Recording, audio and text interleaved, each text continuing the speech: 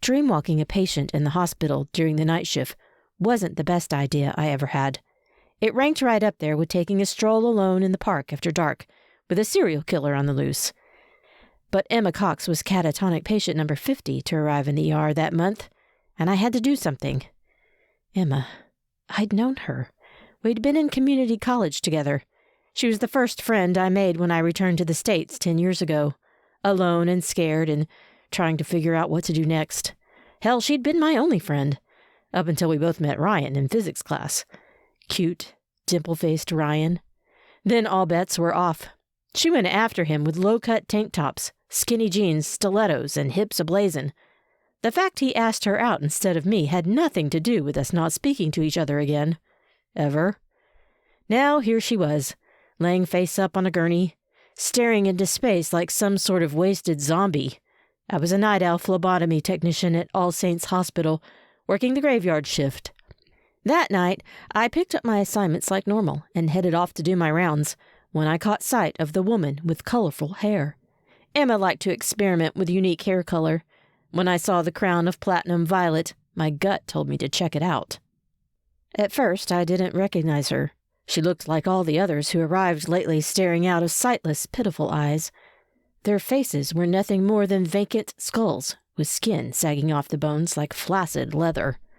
Her youthful, smooth skin, that once held a healthy, rosy pallor, was pale and paper-thin. The freckles she hated dotting her nose were more noticeable than ever.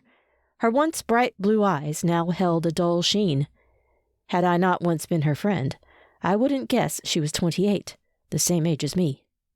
Even though I wasn't supposed to, I read the charts on patients with this malady. It violated all kinds of ethics, but I had to know what was wrong. Plus, I was tech-savvy enough to get into the system.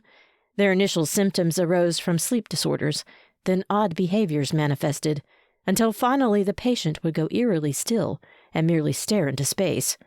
One guy stared straight ahead, unblinking, for 4 days. But when tested, he caught a tennis ball tossed at him with the reaction time of an all-star MLB outfielder. The doctors couldn't explain it.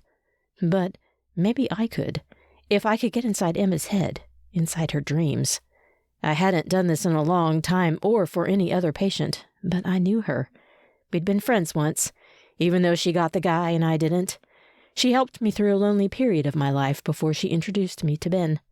I owed it to her to find out what was going on behind those sad, hollow eyes. With a cocky confidence, I sat before the girl at death's door, ready to step into her mind. I checked Emma's vitals. The steady beep, beep, beep of her heart monitor was the only sound in the room. Her eyes never focused as she continued to stare into the distance to someplace she saw. "Hi, I'm Anna." My voice sounded high and tinny, and I cleared it to untangle my nerves. I inhaled a deep breath, let it blow out, and started again. "And I'll be your dreamwalker tonight." I smiled, amused at my joke.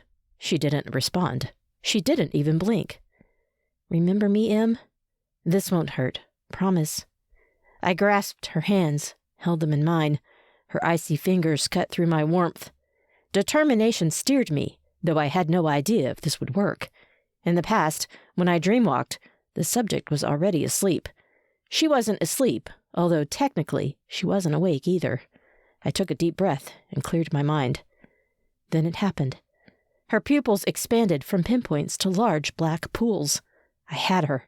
I was sucked into her mind, pulled along like a helium balloon on a string buffeted by the wind.